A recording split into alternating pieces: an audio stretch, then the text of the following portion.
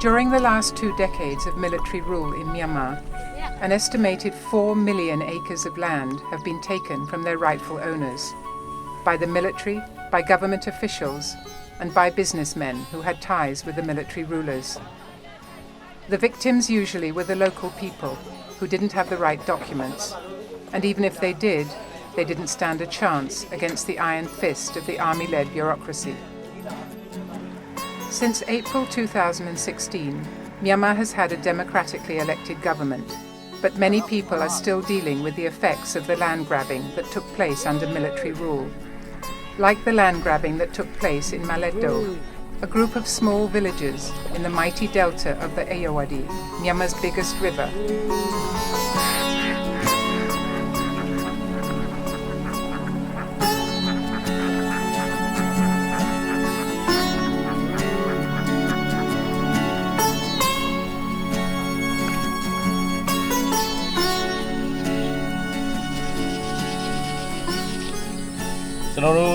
Ma Latt Too Tragedy nami le twin ge ho ka ngamo yai ne tan tung ma mi chong tu ro shan phit pi do ngamo yai mi chong ani pi do anai che de so chang tan tung ma mi chong ga lat ma pyat pi do di chano ro Ma Latt Too so de chong li de ko da mi chaw tan ani di ba ni do di ba ko hwin la de Ma Latt Too chong li de ko di ko tan tung ma so de mi chong ga hwin pong aung lo Ma Latt Too so pi do sa twin ge de po no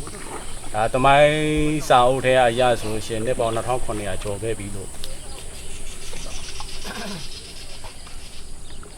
At an old Italian solution. On we come, Java, Jama, Java, which is a far side jar. Oh, the Vaji danger that wins I. Born my jaro, Tangasha. Once I eat a Tangasha. General told down Nasuraga. Oh, pounding Gamule. A logo, a low devil, Calatime Male, a low loan I net, as you chain him as you lead an object. The Rorima, oh, a champion leader on Wang, Haras Raj, and Rafa Shara, look at that. For centuries, the people here have been fishermen and farmers. They are Burman and Karen. They even have their own spirit, Ushinji.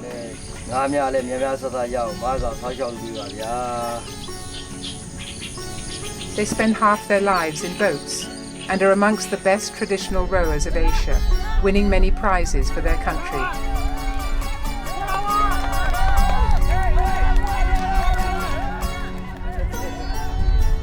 These are water people in an underdeveloped part of Myanmar,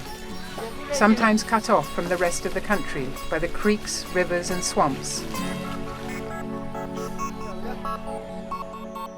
Some 25 years ago, the military government decided to change all this. The Irrawady Delta had to be developed. This decision to develop this part of Myanmar is where our story begins, when local generals ordered the local population to build waterworks and dikes, to regulate the water and create new land. I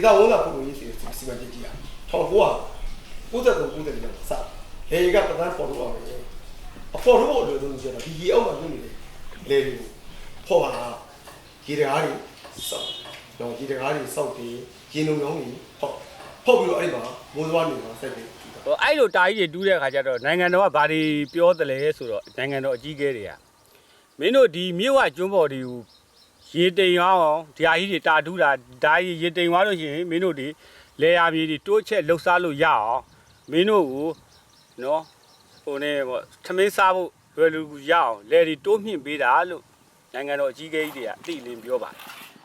The military government decided the local people should dig the canals and make the dikes. So many villagers became so-called volunteers. Adima, General Pavilo, General Mitasu, General Corile, Lohabare. The Nezonale La Loabare. The Uma looked at Mishiba, okay, Loaba. Tapuava. Ujo Win was, over 20 years ago, one of the thousands of volunteers. He was a farmer, but could not refuse to help with the digging. Taboma Debido now by Ochodaga, Bui, Almiajo. Bui Almiajo, one minded land callers who in Generoma, Boa, change it, they change it, Pisana. She then they are leaving, Alo, 104ပေခွာထားတယ်104ပေမြောင်းကနေကျွန်တော်တို့တူးတဲ့အခါမှာတူးတင်ရတဲ့အခါမှာ9မိနစ်အချိန်နားချိန်ရပါတယ်အဲစားဖို့နေရဆိုတာတော့ထိုက်မပြောတော့ပါဘူးကျွန်တော်တို့ကျမ်းမာရေးနဲ့ဖြစ်နေတာတောင်မှဒီကိုတာမလွတ်ပါဘူး တဲ့ပေါင်းတော်တော်များများလဲဟိုသတိခံတဲ့ပုံစံမျိုးပေါ့လေဆုံးရှုံးပါတယ်ပို့ထိတဲ့လူတွေဝန်သွားတဲ့လူတွေအဲ့ချိန်မှာဆိုရေကောင်းရေသန့်လည်းမရှိဘူးမရှိတဲ့အတွက်အဲ့ဒီမှာကျမ်းမာရေးမကောင်းလို့အသက်ဆုံးရှုံးရတဲ့လူလည်းရှိပါတယ်ကျွန်တော်တို့မွန်ပြည်နယ်ကလာတဲ့ပုံကူတွေလည်းအဲ့မှာသေဆုံးသွားပြီးတော့တာတဲ့ကိုဒီဘက်ထက်မြုပ်ကပါတယ်ဟိုခုနပြောလို့ကျင်းတို့ဘာတို့နာဒီလိုနေရာတွေမတူးနေတော့ပါဘူးမတူးနိုင်တော့ပါဘူးဒီမှာဖိုးလက်ဆရှိတဲ့တာအောက်ပဲဝင်သွားတာတွေလည်းခလေးလူကြီးတော်တော်များများလက်ရှိခဲ့မှာပါ It is unclear how many people died during the digging. Nobody recorded the number of victims. But in 1994, a large part of the Irrawady Delta was now controlled by dikes, waterworks and canals. But the villagers were in for an unpleasant surprise. အဲ့လိုတူးပြီးတဲ့အခါလဲကြာရောကျွန်တော်တို့မြင်ရတွေ့ရတဲ့တွေ့ကြုံလေးတစ်ခုကဘယ်လိုလဲဆိုတော့ကုမ္ပဏီတွေဝင်လာပါတယ်ကုမ္ပဏီတွေဝင်လာပြီးကုမ္ပဏီကဘာမှမပြောမဆိုပဲနဲ့ဟိုဧက1000တို့ဧက2000တို့ဧက1500တို့တခါလဲအဲ့လိုတိမ့်နေတာအဲ့လိုတွေတိမ့်နေတယ်ကျွန်တော်တို့မှလှုပ်ရှားကြရမရှိတော့ The farmers were swept aside when the newly gained land was divided. Instead, the government, the army and private businesses became the new owners. Hussein Win is the MP for this township and member of the Parliamentarian Committee on Land Ownership Issues. 3 years ago, he started an investigation into the way the authorities divided the land in Ma Ubin.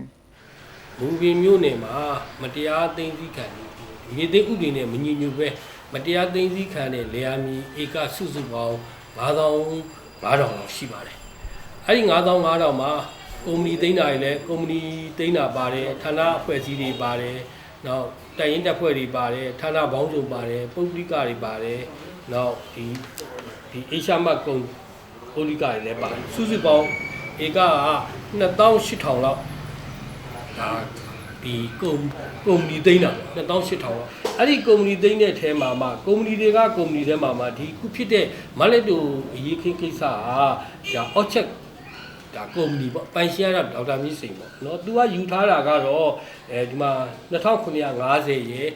who the beggar town yet. လောက်အားပေးနည်းနည်းများပါလာပြီလားလို့ကျွန်တော်တို့ထင်တဲ့အချိန်မှာဦးမြင့်စိန်အဲ့ဝင်လာတဲ့အချိန်မှာတိတ်တော့မပါသေးပါဘူးခင်ဗျအဲ့ဒီအချိန်မှာတော့ကျွန်တော်တို့ကြေးရတရွာကို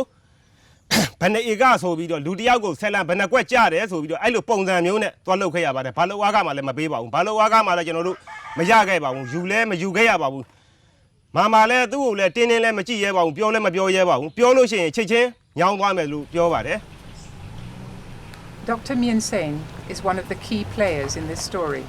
His orchard company obtained thousands of acres of land in Ma Ubin township.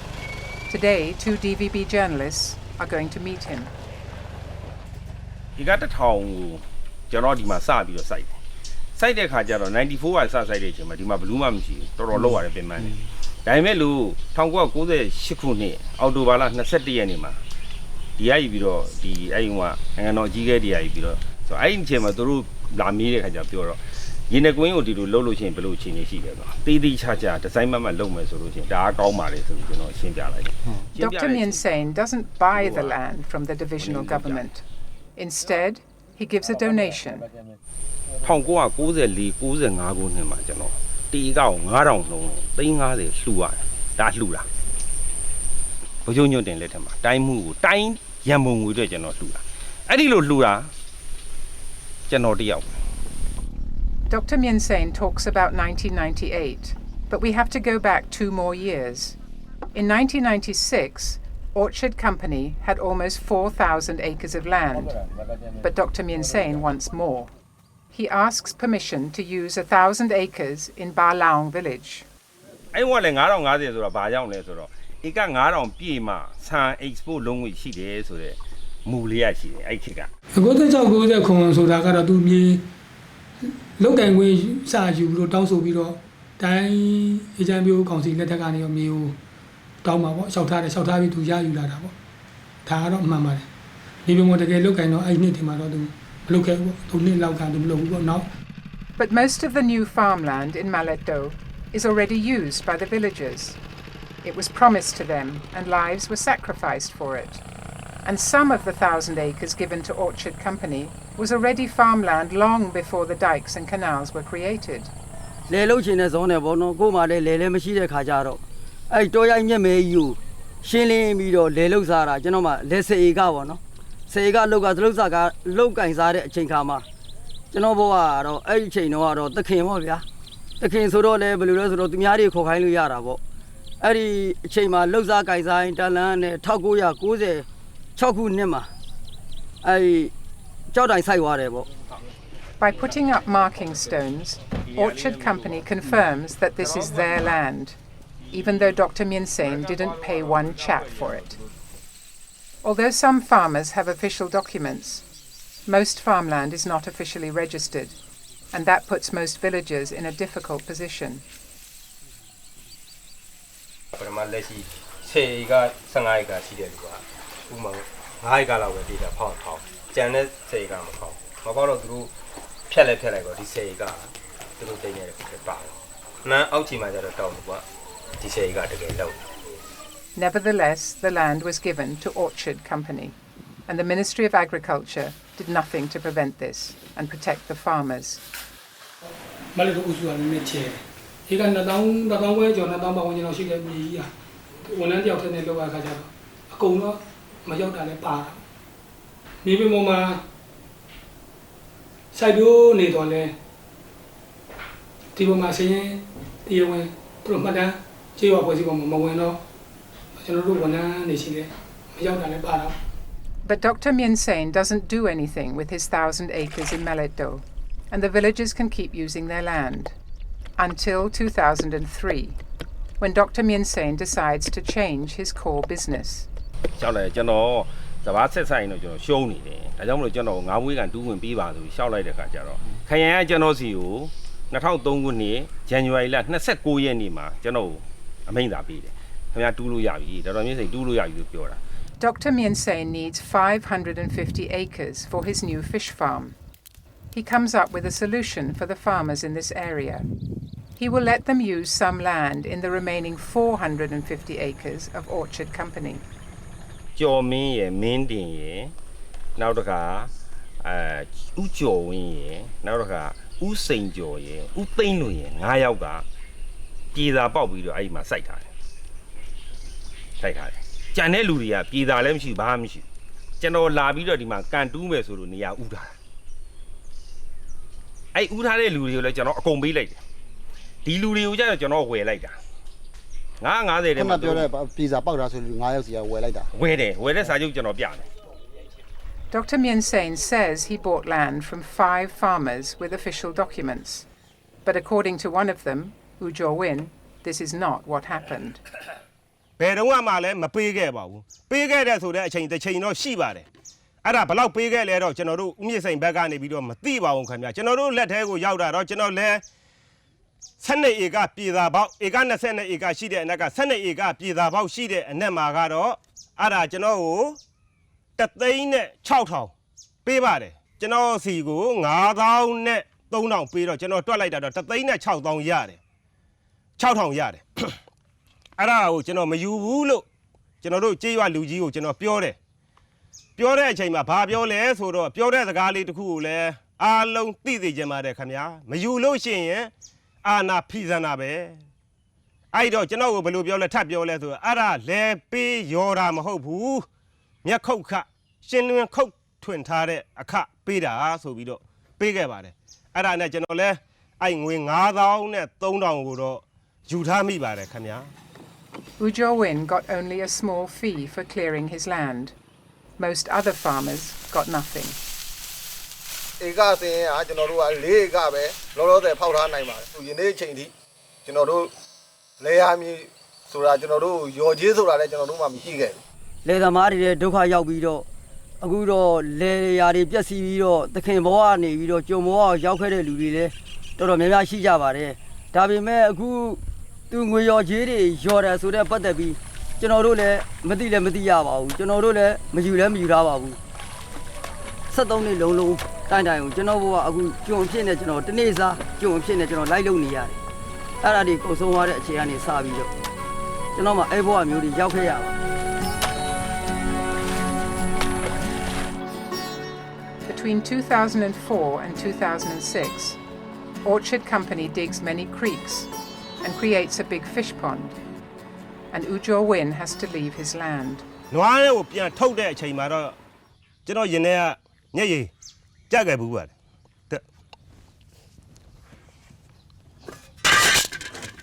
အဲ့ဒါဘာဖြစ်လို့မျက်ရည်ကြတာလဲလို့မေးလို့ရှိရင်စက်နဲ့တူးသွားတဲ့ညောင်ကြီးပေါ့ဗျာနွားဘလို့မှတက်လို့မရဘူးကျွန်တော်ကလေးလေးတွေနဲ့ဒီလိုပဲဘောကဆွဲတဲ့လူကဆွဲဂျိုကဆွဲတဲ့လူကဆွဲနေရွက်ကဆွဲတဲ့လူကဆွဲအောက်ကကျွန်တော်ကတော့လူကြီးဆိုတော့အောက်ကနေပွေ့တွန်းတက်နေရတယ်နွား6កောင်ဆိုတော့တော်တော်ကြီးဒုက္ခရောက်တယ်အဲ့နဲ့မှတက်နိုင်တဲ့နွား3កောင်တော့မပါပါဘူးခင်ဗျာနွားကြီးကြီးမားမားတွေကတော့ခုံခက်တဲ့နွားလေးတွေကြတော့မတက်နိုင်တော့ပါဘူးကျွန်တော်အဲ့ဒါကြောင့်ရင်ထဲမှာမချိပါဘူးတနေ့မှ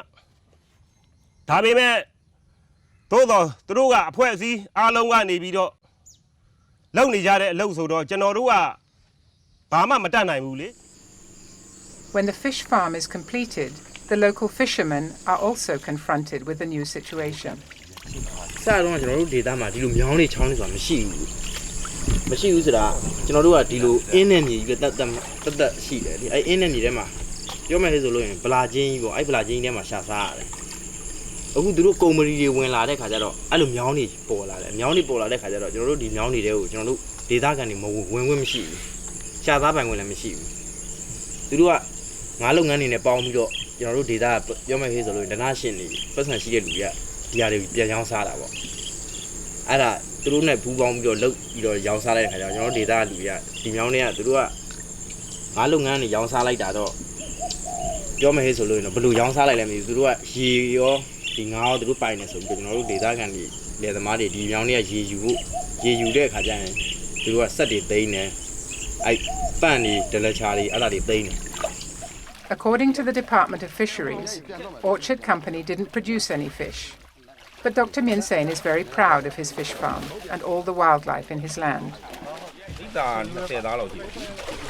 ကျွန်တော်ကသူတို့မြက်ကျွေးတာပေါ့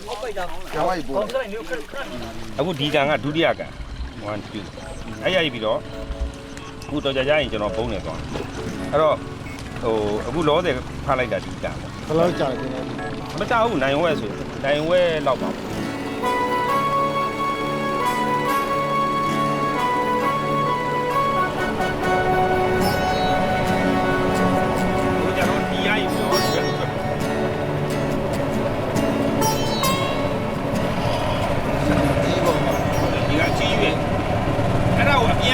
မြက်တော့ပေါ့နော်ခဲထဲမှာအဲ့လောက်ရေလောင်ရှိပြီကိုကျွန်တော်ကဟိုဒီအိတ်သားကြီး3သိန်းနဲ့6သိန်းရထားတာလေးရှိဒီနှစ်အတွင်းမှာတူးလိုက်ရဲ့အတွက်ကြောင့်2006မှာပြီးတယ်2009မှာလမ်းနာ39sorry 230ခရံလုတ်ပိုင်ခွင့်ကျွန်တော်နဲ့ကျွန်တော်မျိုးသမီးနာမည်နဲ့ကြာဒီထဲမှာပါတဲ့ဒေါက်တာမြင့်စင်ရဲ့သူ့ရဲ့ pamphlet ထဲမှာဒါကလည်းဗျိုင်းနေနားတာတွေဘာရေးကြီးကို9ရေးအကြီးကြီးပြရတာကျွန်တော်ကြည့်တဲ့အိတ်က950မှာတော့လုံးလုံးမဟုတ်ပါဘူးဒီလူကဒါလူလိမ်ပါပဲလို့ကျွန်တော်အဲ့လိုပဲပြည်တော်စုတော်မှာပြောခဲ့တယ်။အော်ဒီကန်တွေများပေါ်လာရင်ငါတို့များဟိုအလုတ်လေးများခေါ်မလားအလုတ်လေးခေါ်ရင်တော့ငါတို့ဒီရွာမှာပေကတ်နေလို့ရတယ်။နော်ဒီရွာမှာပေကတ်နေပြီးတော့ဒီအလုတ်ကလေးကိုလှုပ်လို့ရတယ်ဆိုတော့သူတို့ကလည်းမခေါ်ဘူး။သူတို့ကအဲ့ဆက်ကြီးတွေဘတ်ဖိုးကြီးတွေနဲ့ရန်ရရားကြီးတွေနဲ့တူးပြီးသူတို့ကပြစ်ထားခဲ့တာ။ကျွန်တော်တို့မှလည်းစားဝတ်နေရေးတွေကတော်တော်လေးကိုခြေရိုင်ဖြစ်လို့မြို့ကျွန်တော်တက်သွားတယ် But then Myanmar starts to change. The new president, Thein Sein, says farming is the most important job in the country. The feeling of change also makes the villagers from Ma Latt Too more confident. They are still angry about the way Dr. Min Sein and his orchard company obtained the 1,000 acres of land. In February 2013, they decide to do something about it. ကျွန်တော်မှာတာသမီ9ယောက်ရှိတယ်။အဲတာသမီတွေနေလေးပေါ့။တရားမြေလေးတစ်ပွဲလောက်ရှိလို့ရင်ကျွန်တော်တို့ဒီဒေါသတွေပို့ရအောင်အဆင်ပြေတယ်။အားကြောင့်မို့ဒီတောကြီးညက်မဲကြီးထားနေတဲ့ဒီ50ကန်ကြီးအောင်။ကျွန်တော်တို့ကအရိုင်းလို့ပဲကျွန်တော်ကသတ်မှတ်တယ်ပေါ့နော်။အားကြောင့်မို့အရိုင်းအဖြစ်နဲ့လည်းကျွန်တော်ကလေယာမြေဝင်တိုးယူတာပါ။ A group of 150 villagers occupy a part of the 550 acres used by Orchard Company. In some places, they cut the dikes around the fish ponds. Their plan is to start growing rice. No, oh, di ma ne lo le, Yangon ma ne lo le, a same maybe a woo. So we are general dinner, general of Nala Bima, general Yakeva. Die you, yet all you, do like the Kajaro, or to do Melodo, general Lolo Yame, general Almide. Langado le, by you pianto, le lo de Luma, le the Malu. To do Male, Piangila de Kajaro. Le Lemelo, Nale Mumu. I don't know in no Quilon time. I'll meet you, General, at the Mujang, at the moving down, dredge out, General, Tayu, General, who in the other in General, look at me. But Orchard Company immediately informs the authorities, and a few days later, the district administrator shows up with an army of riot police. February the 26th, 2013. Showdown between the villagers and the authorities. The district administrator and police forces are determined to end the occupation of Dr. Min Sain's land and restore the dikes of the fish ponds. In the morning there is a meeting between the two sides in the village school. A local NLD member, Go Mie-u, pleads for the villagers.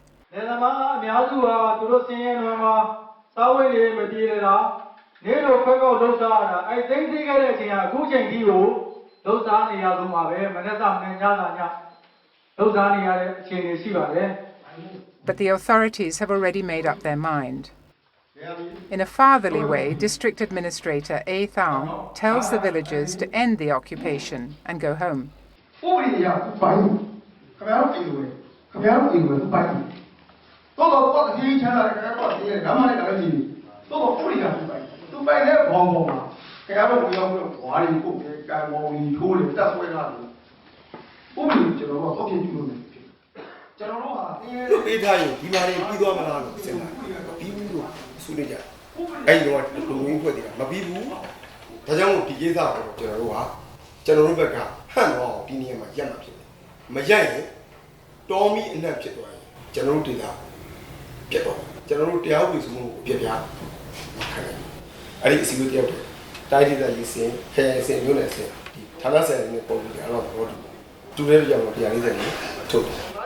Article 144 is the Myanmar equivalent to state of emergency. People can be questioned and arrested without charge, and violence can be used to do so.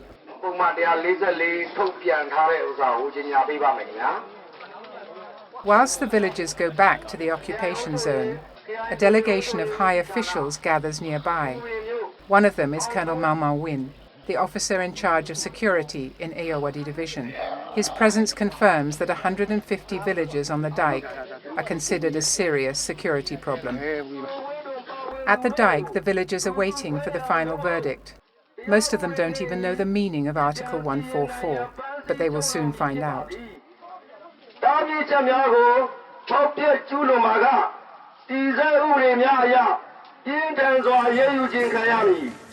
In a last attempt to prevent violence, the Ma Latt Too administrator asks Go Mie-u and 3 other neutral people from the area to start negotiations with the villagers. The negotiators go to the villagers and invite them for a meeting with the authorities. Leader of the villagers' delegation is Go Mao So.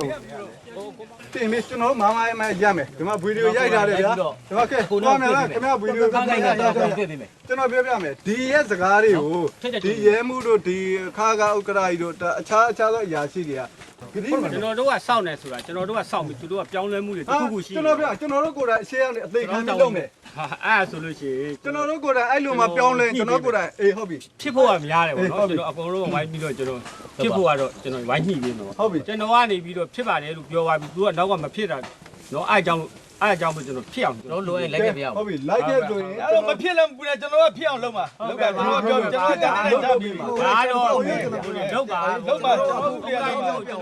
Go Mao So and the negotiators go back to the other villagers. The authorities want an end to the occupation of the dike, but the villagers refuse to leave. Now the authorities know what to do.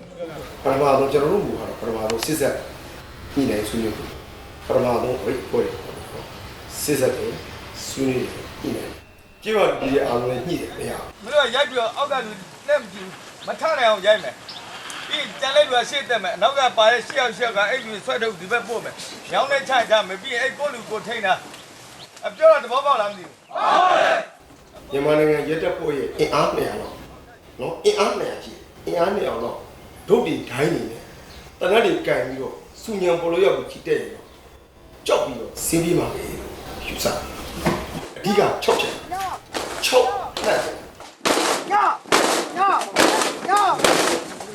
Within minutes, the riot police are ready to make an end to the occupation. ဘာဘူးထုတ်ပြီးကျွန်တော်တို့ပြစ်မဲ့ခတ်မဲ့ဆိုပြီးတော့3နာရီလောက်မှကျင်ညာကျွန်တော်တို့ကလည်းလဲဟိုရှိမှကျွန်တော်တို့ရဲ့အနာဂတ်အဆင်ပြေမှာမဟုတ်လို့ကျွန်တော်တို့ကလည်းမဆင်ပြေနိုင်ဘူးကျွန်တော်တို့ကပြစ်ပဲဖမ်းမဲ့ဆိုလည်းဖမ်းခံပါပဲ Two of the negotiators are still with the farmers. Here, Gomye U tries to run back to safety. ပူရာစုပူရာပဲချင်းအစားဆို9နာရီ45လောက်ကစစုပူရာပဲစုပူရချီတက်လာအဲ့ချိန်မှာသူတို့ချီတက်တဲ့လမ်းကြောင်းတော့အရှိကကလေးတွေတင်တယ်မိန်းမတွေတင်တယ်။သမီးတို့မိန်းကလေးတွေကအဲ့အရှိဆုံးမှဖြစ်နေ။အဲ့မိန်းကလေးတွေအရင်ရိုက်ခံရတာ။ယောက်ျားတွေကအဲ့ဆန်ကြီးကိုဘေးနားမှာမိန်းကလေးတွေကစားမဲ့တောင်းမလုံးမပြင်းနေညို့သူဒိုင်းဖွဲ့ပေါ့ကွာပွင့်လင်းပြောမှဆိုသူကဒါအချီကရုံသဘောမျိုးလဲသူကထင်လိုက်တာပေါ့အချီကရုံသဘောဆိုတော့ကလေးတွေဖယ်ခိုင်းမိန်းကလေးဖယ်ခိုင်းခြင်းမှာ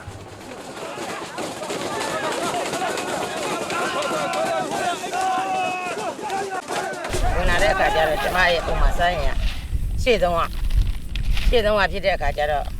ကျမကိုအရင်တွန်းလဲတော်တော့ညောင်းတော့တွန်းလဲပြီးစီးရိုက်တယ်ရေလေး9ယောက်စီးရိုက်တယ်ပုံမှန်ဆိုင်မလောက်ပါနဲ့ဆိုတော့အောင်မဆိုင်ကိုတွန်းလဲပြီးစီးရိုက်တယ်မဆန်လိုက်လက်ကျိုးသွားတယ်ကျမတော့ခေါင်းလဲကွဲတယ်တကောလုံးစစ်စစ်ညံ့လဲခေး Although the police attack with massive force, it doesn't take long before the villagers take control of the fight. ဖမ်းမဲ့အောင်မလို့ကျွန်တော်တို့ကဘေးကပ်ပေးနေတာအဲ့ဒါကိုသူတို့ကမဖမ်းမနဲ့ကျွန်တော်တို့ပါရိုက်တော့ကျွန်တော်တို့ကကာကွယ်တာပေါ့ကာကွယ်ပြီးတော့သူတို့ဘက်ကအမှရဲတွေကတနတ်တွေနဲ့ပဲဝိုင်းပစ်တာပြီးတော့ဖောက်နဲ့ပစ်တာချက်ရည်အားမနေဘူး100ကျော်တယ်ကံမောင်မော်လဲရောက်လဲချိန်နေကြရအောင်အဲ့မှာတနတ်နဲ့ပြစ်နေရပါတော့ကျွန်တော်ရောက်တဲ့အချိန်မှာပဲအဲ့ရဲနဲ့ကျွန်တော်နဲ့ကတိတ်မကွာပါဘူး9လလောက်ပဲကွာပါတယ်သူနဲ့ကုန်နေတယ်လို့အဲ့9လလောက်ကွာဝေးမှာကျွန်တော်တက်ချင်းတနတ်3ချက်ပြစ်လိုက်ပါအဲ့တနတ်3ချက်ရဲ့နောက်ဝိဆုံးတစ်ချက်တောင်ကျွန်တော်နှာခေါင်းလာပြီးထိသွားဒီနေရာလေးမှာ In the end, the police retreat, and the dike is left with many injured and angry villagers. For both sides, it is time to take care of the wounded.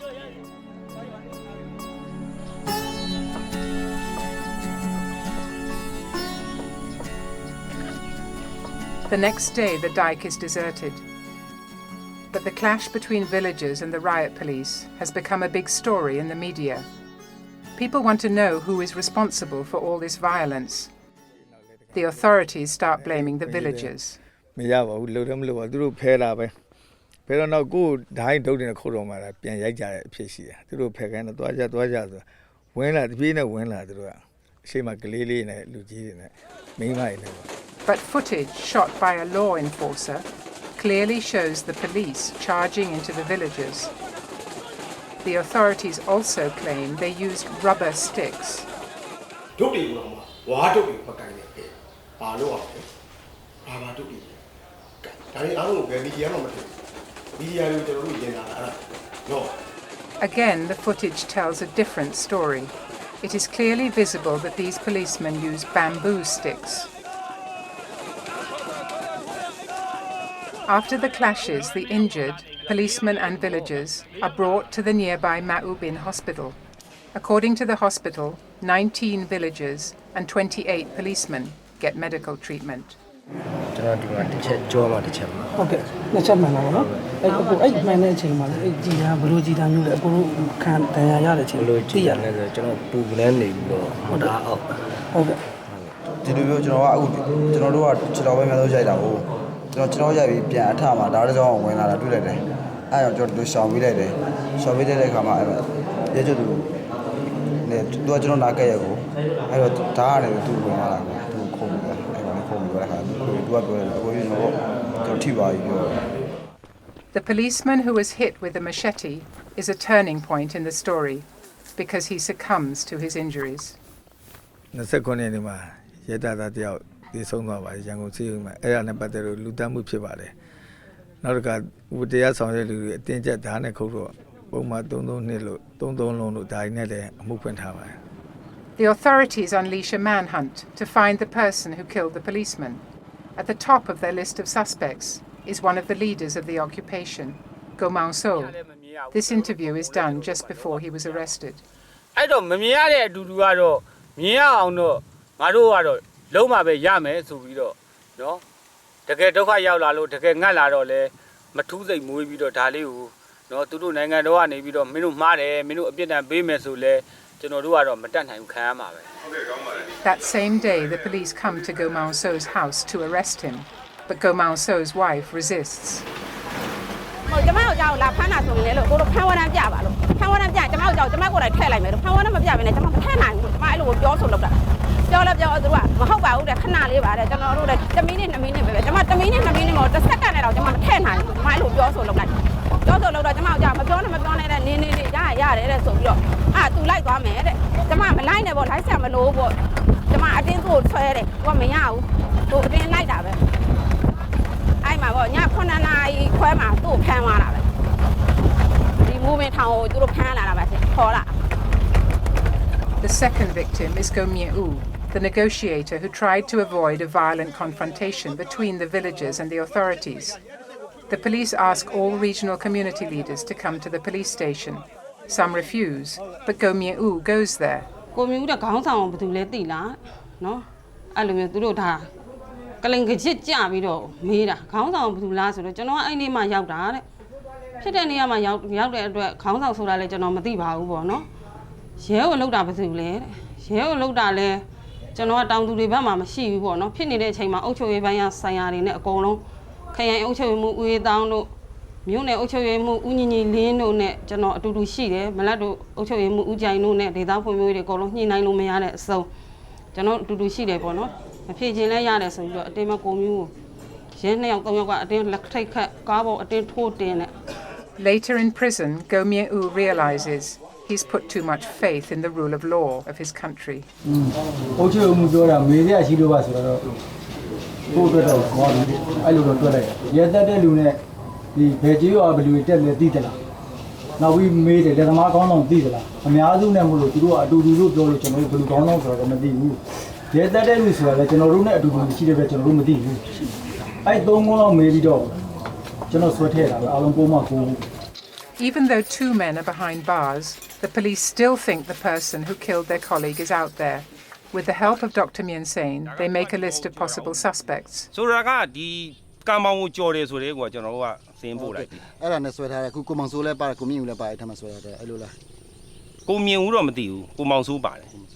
ဘာလို့ဒီပေါင်ပေါ်ကြော်တဲ့လူအကုန်လုံးကစင်းရင်ပေါ့အဲ့ချိန်တော့ကဘယ်လိုရှိလို့ကျွန်တော်စီမှာစက်ကွင်းကြီးချက်လေးတွေပေါ့နော်နန္ဒာအောင်တို့ကြော်ဝင်းတို့အဲသူတို့ကယူပြီးတော့သူတို့မြင်တာတွေအကုန်လုံးတိုင်တာပေါ့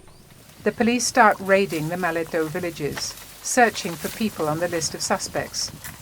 In reaction, the villagers build lookout posts so they can warn people when the police are coming. တန်းစာတွေလည်းရွာထဲမှာကရဲအုပ်စုလိုက်တွေလည်းတက်လာပြီးတော့ညကြီးအချိန်မတော်လဲရဲရင်အားတွေတုံးပြီးတော့အိမ်တွေဝိုင်းတပုံးတွေလူဓမြတွေလူလာပြီးတော့စီးနေလို့ကျွန်တော်တို့လည်းအခုလူနေကင်းဘက်တွေရောညဘက်တွေရောပင်မခံပြီးတော့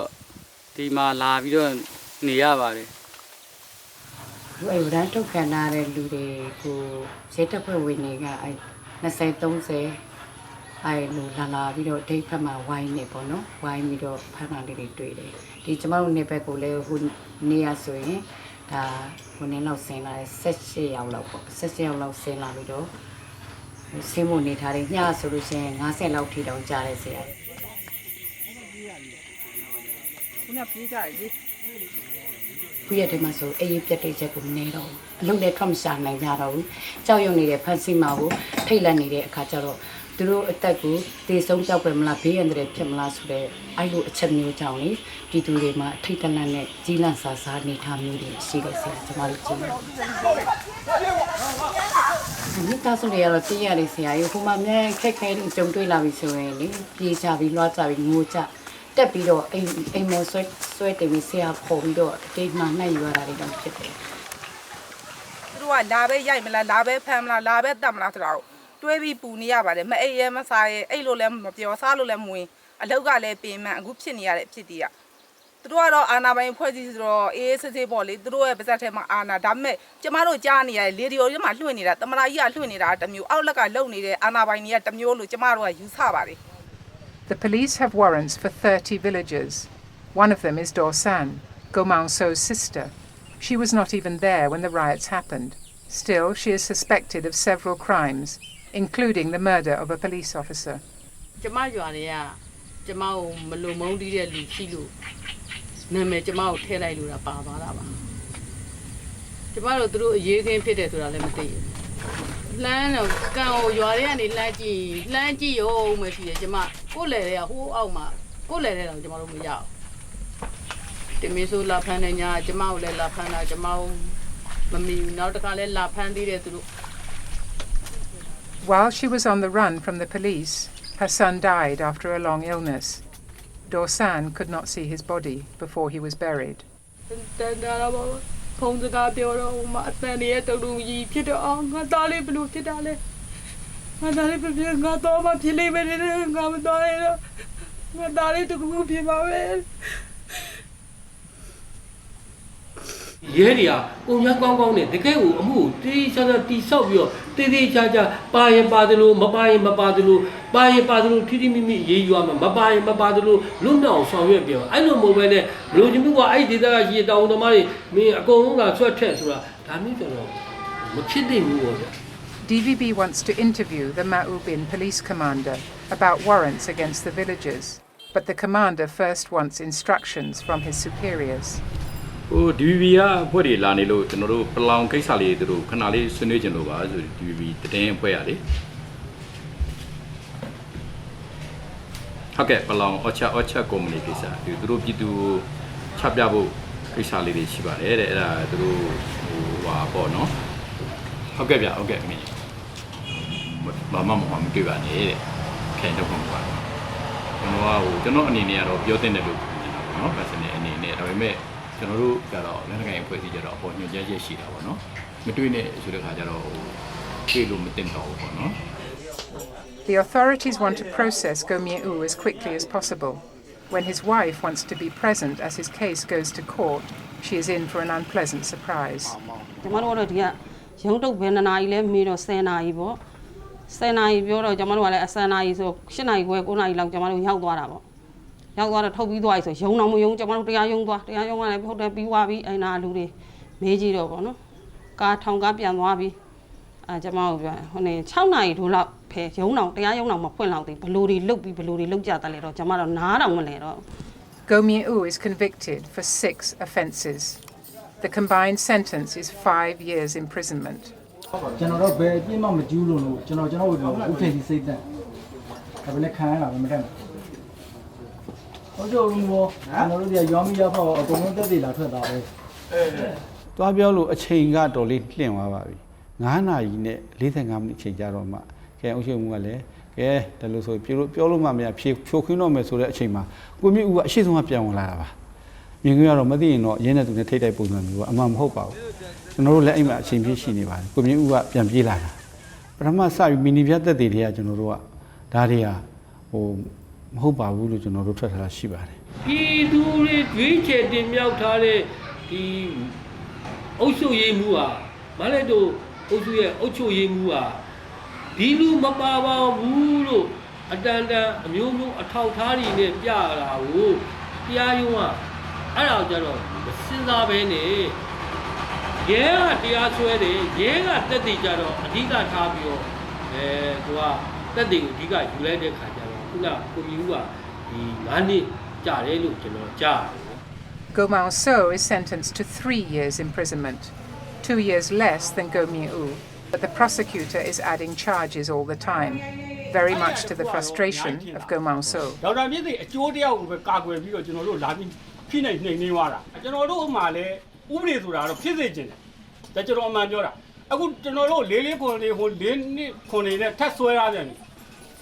Gomaoso and Gomieu have to endure the harsh prison regime.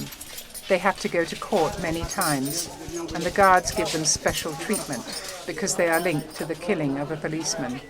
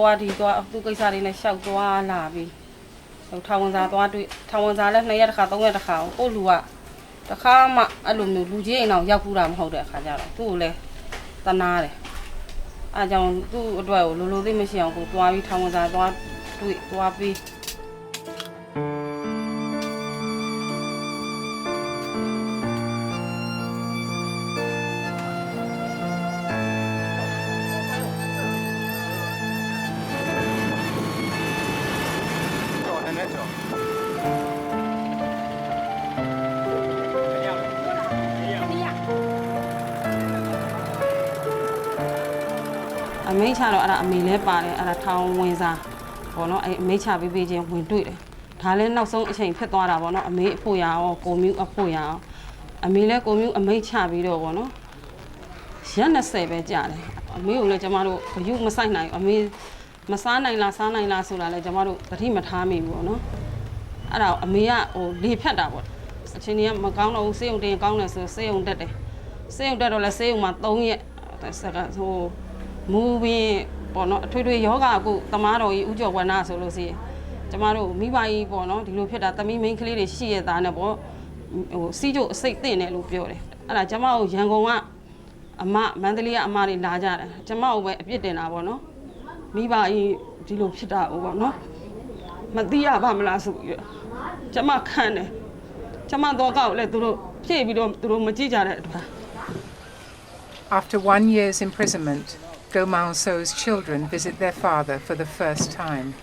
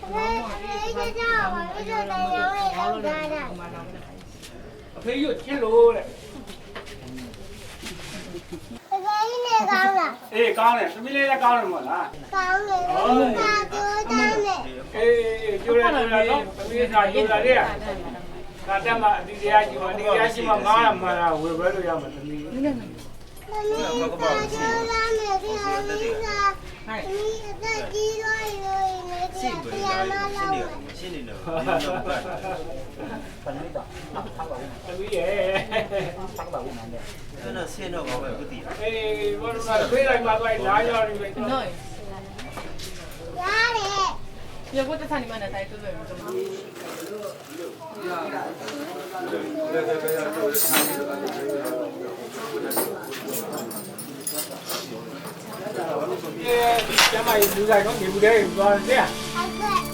Mấy đứa nó làm đá nào? Nhiều đây mà đây là nó còn thế là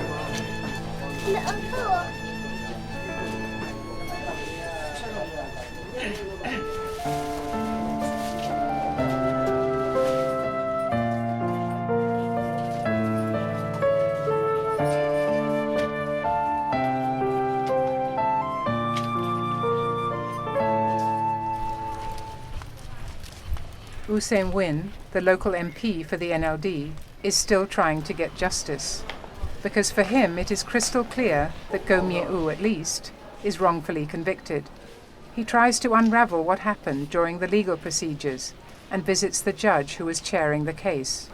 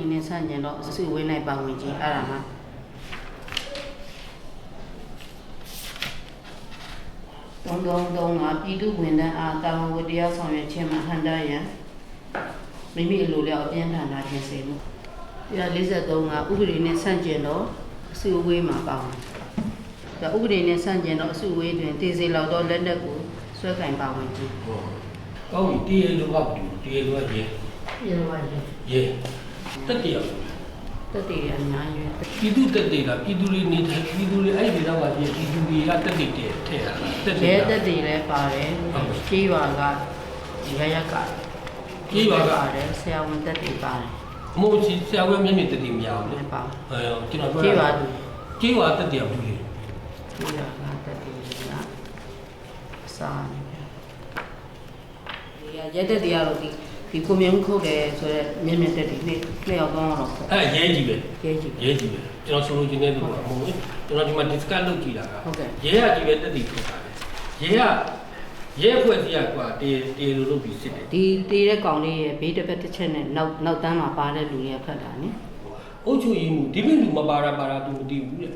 Ô miếng mu à mà ba mu số, chúng nên đào sâu ní ba để sura ô. Tập pháp pháp biểu đấy, cho nên cái gì ba để sura. Di dia suara ye ada kali ye baga tadi surah tu bedo. Cuma lu siapa dia kan kita bima jauh ni lah, macam ni. Abi misi ye lu dia wah cuci mana ni lah, ayam mungkin lah. Dari cuma tu bedo tadi sih kisah dia. Dia suara ye tadi kali ye. Ayam masih dia. Dia piduliga tengah thare, ojo ye mungkin dia. Hala, ojo yang buku lah, jadi ojo yang buku lah, ojo yang buku lah, ngah, bawa siapa, bawa mama suruh, tu le terus ucapi lah, kita tu, ayam malah terus ucapi, tahu ye tu dia, aju dia, luar sana, tin, wah luar dia lu jenuh dia lu, miar. Cara tadi percaya bahawa mungkin dia, ure ya tu si jadi sampai dah. Kalau le juga wen si ada juga sana ni, kain dia dah ia le tipu sama. Ayo, dia kami uni ni, jenak usai finansu dia lu tahu jago, saya beli juga dia. So Hussein Win goes to visit Go Mye-u in prison without any good news. Đi con dài. Đi con mà. Không rồi. Mà đi ao rồi. Ai bảo mày dùng gì ta? Đó. Giờ xuôi đấy, giờ tự đi thế đấy. Nó bên mà giờ chỉ ở chỗ gì mà rồi, nó bên mà xí. Hảo rồi. Giờ tự đi phiền ya, mà giờ cái tự đi phiền cũng có. Đi đấy. Nó, giờ cái này cũng tự đi phiền cũng có. Rồi cho nó khá nào rồi. Chỉ nên là bây giờ mà. Tại vì này mà đi áo rồi đó, tôi mà fit à, đi áo đi mà này cho nó đâu ra, là đi bây giờ thì cái mà tất cả thao ra đi, công việc của mình cái mà cho nó đi ra ai được. Nó xuất xứ này cho phải cả hóa xuất xứ, nó, dễ phải cả vậy, nhà miêu tất đi đâu, nó, rồi là bữa nay anh này là nó, anh cái lúc này hóa phim được ra mà, rồi abi chỉ là cái rồi, tôi ကိုမတရားတာမမှန်တာမများတာမလုပ်ဘူးအမှန်တရားပေါ်မှာနေတယ်ကိုမကျွလို့နေကိစ္စတစ်ခုပေါ်မှာနော်ဒီလိုမျိုးဖြစ်လာခဲ့တဲ့ဟာကိုကိုစိတ်အေးထားပြီးတော့နော်အလုံးဝိုင်းဝန်းမျိုးရှင်းရမှာနော် After almost 3 years in prison, Gomao So is told he has to go to court again, but he has had enough and takes a drastic decision. သူ့ပုံမှန်ကိုကုနဲ့သူ့ထောင်ချထားတယ်ပေါ့နော်3နှစ်ထောင်ချထားတာလည်းသူအဲ့ထောင်ချတဲ့ပုံသူခံယူတယ်အဲ့အပြစ်ကိုခံယူပြီးတဲ့ပြင်နောက်တစ်ခါသူကဟွာလေးခွန်နဲ့ဆိုပြီးတော့တစ်ခါပုံမှန်ထပ်ပြီးတော့ဆွဲတယ်တရားဆွဲတော့သူအဲ့ဥစ္စာကိုလည်းပေါ့နော်ဟိုဟာ32ချိန်သူတရားခွင်မှာဟွာဖြစ်တယ်သူတရားရုံးထပ်ပြီးရင်ဆိုင်ခဲ့တယ်ပေါ့ရှင်ရင်ဆိုင်ခဲ့ပြီးတော့နောက်တစ်ယောက်ကလာပြီးတော့ဒီတရားခံတစ်ယောက်ကပေါ့လာပြီးတော့ဖမ်းခံတဲ့ကိစ္စနဲ့ပတ်သက်ပြီးတော့သူကဒီလေးဟိုနဲ့ဗာလဲဒီအခု32ချိန်ရုံးချင်းကိုပယ်ဖြတ်ပြီးတော့အစကနေပြန်စစ်မယ်ဆိုတော့သူမခံနိုင်ဘူးပေါ့နော်သူကလည်းဒီလိုမျိုးသူ့ကိုလုံမယ်ဆိုလို့ရှိရင်တော့သူအစငတ်ခံပြီးသူဆန္ဒပြမယ်လို့သူကအဲ့လိုကျမကိုပြောဘူးတယ်ကျမကမလုံပါနဲ့ပေါ့နော်သူ့ကိုတားတယ်တေသွားပါစေတဲ့ငါလုံမယ်တဲ့ဆိုပြီးသူကအဲ့လိုမျိုးပြောပြီးသူလုံတာပေါ့အဲ့ဒါကိုသူတို့ကဒီပေါ့နော်ဒီသူ့ဘက်သူအစငတ်ခံပြီးတော့သူ့ရဲ့ရင်ထဲကဆန္ဒတွေကိုသူ့ဘက်သူထုတ်ဖော်ချင်တာကိုသူကယူတယ်ဆိုပြီးတော့သူကစိတ်ဝင်ပေါ့အခုလိုပေါ့ယူတာကိုပို့လိုက်တာ After 3 months in the psychiatric hospital, his doctors conclude there is nothing wrong with Gomao So's mind. ပြောပြတဲ့ခါကျတော့ဆရာမတို့အနေနဲ့ထားမယ်ဆိုလို့ရှိရင်ကျွန်တော်ကစံနာမရှိတဲ့အတွက်ဆရာမတို့ဆေးရုံမှာဆရာမတို့ဘုံသိက္ခာတွေထိခိုက်နိုင်တယ်ပေါ့နော်။ဘာဖြစ်လို့လဲဆိုတော့ယောဂမရှိတဲ့လူတယောက်ကိုယောဂရှိပါတယ်စားနေထားလို့ကြတော့ကျွန်တော်မှဘဝင်မကြဘူး။ဘဝင်မကြတဲ့ခါကျကျွန်တော်လည်းအနေနေမှာမဟုတ်တဲ့အတွက်ကြောင့်ကျွန်တော်ကိုနေရာကိုပြန်ပို့ပေးပါပေါ့။ဘူးကထောင်ကိုပဲပြန်ပို့ပေးပါ။ဆရာမတွေကယောဂမရှိရင်ကိစ္စဆန်းတက်တယ်ဆန်းတက်ပြီးတော့ကျွန်တော်ကိုအခုပြန်ပို့လာတယ် Gomao So and Gomien U are still imprisoned, and many villagers involved in the occupation of Dr. Mien Sain's property are still afraid of being arrested. Dr. Mien Sain's orchard company is still in business. But the villagers' protest and the media attention for the Ma Latt Too case have convinced the authorities to take the wishes of the villagers into consideration. တကယ်တော့တထောင်တော့ချပေးတာတော့မှန်ခဲ့ပြီမယ်တကယ်လုံနေတာတောင်သူကလည်းစဘာဆိုင်ပြိုးတယ်ဆိုတော့တောင်သူတွေကိုတိုင်းဆိုရပွဲဒါတော့ပုံစံကိုရရှိအောင်ဆောင်ရွက်ပေးပါဆိုတဲ့ဆုံးဖြတ်ချက်ရကျွန်တော်တို့ကလည်းတောင်သူမြေပြအောင်ပုံစံကိုပေးလိုက်တယ်ညီလို့ညီရင်တကယ်လျှောက်တဲ့အချိန်မှာသူတကယ်မွေးတယ်နော်တယ်မားတွေစိုက်တယ်450တဲ့အားလုံးတယ်မားကိုအခုအဲ့ဒီဆုံးဖြတ်ချက်အရအဲ့ဒီ450တဲ့တယ်မားတွေအားလုံးတော့မြင့်တယ်အောင်မဆွလို့ကျွန်တော်တို့ကအခုတော့မြင့်တယ်ကိုအတင်းအားရမှာဆွလို့ခိုင်းပုံစံကိုအကုန်လုံးပြီးတယ်နော်အဲ့တော့ကျွန်တော်ကအောက်ချက်ကုမ္ပဏီမှတောင်သူလယ်သမားများတို့လေယာမြေပိုင်ဆိုင်မှုနဲ့မသက်ဆိုင်လို့ဂိူးနာကြီးပေးရထူတယ်ကြီးအဲ့မှာကအောက်ချက်ကုမ္ပဏီကပြီးတော့လေဧကက450ဒီအောက်တိုင်းဒေသကြီးမြေစဉ်လက်ရှိဧကက405ဧက405ဧကပို့ပေးပြီးသားအဲ့တော့အဲ့ဥစားကိုပတ်ဆိုင်ကိုသူတို့ကယူတော့ပေးမှပြီးမယ်ဆိုတဲ့ကြောင့်တော့ပေးတယ်ပေးတဲ့ခါမှာသူတို့ကလည်းလက်မှတ်ထိုးပြီးယူတယ်ယူပြီးသွားရင်သူတို့ဖယ်ဖို့ပဲရှိတယ်It is obvious Dr. Mien Sain is still convinced he did nothing illegal or unethical, and he still thinks giving back the 450 acres is not just. And the villagers who farmed in the wildlands? Some of them are now official owners of their farmland, but others aren't so lucky. ဘူးပြင်မှာ450တို့ဘာတို့မှလည်းသူတို့ပေးတဲ့ကမ်းနဲ့ဆိုတာကျွန်တော်တို့မပါပါဘူးပါတဲ့လူတွေပါတယ်လို့ကျွန်တော်တို့မပါတဲ့လူတွေကလည်းတော်တော်များများကြံရင်ခဲ့ပါတယ်သူတို့ရော်ချေးပေးတယ်ဆိုတာလည်းကျွန်တော်တို့ရော်ချေးကိုမရခဲ့ပါဘူးမရခဲ့တဲ့အချိန်မှာကျွန်တော်တို့ကအခုအချိန်ဒီလေယာမြေတွေကိုဒီတိုင်းပဲစောက်ကြည့်နေရတဲ့ပုံစံမျိုးဖြစ်နေတဲ့အခါပါကျွန်တော်တို့လည်းအခက်အခဲတွေအများကြီးကြုံနေပေါ့ In the case of Ma Latt Too, the land grabbing that took place some 20 years ago still casts a big shadow on the community. And Ma Latt Too is just one of many cases of land grabbing in Myanmar. Even now that a democratically elected NLD government is ruling the country, the land grabbing still continues. On a smaller scale, but it is still destroying families and communities. It will take political courage to put an end to the illegal confiscation and stealing of land. But if the NLD government doesn't fight these practices, the people will never be safe from greed and injustice.